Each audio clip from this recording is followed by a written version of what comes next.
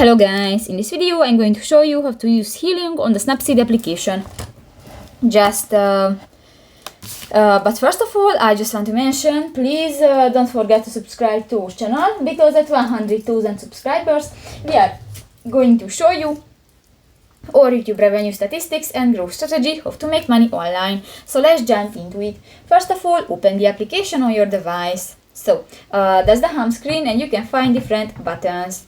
You just go to the right bar and you can find the second button, the pencil, and you can find the third row and click to the third option, the healing. You have a brush on your screen, and just select, for example, the two people in my picture, and you can erase it.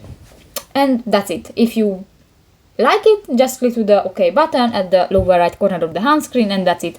So that's pretty much it for this video, guys. See you in the next one. Bye bye.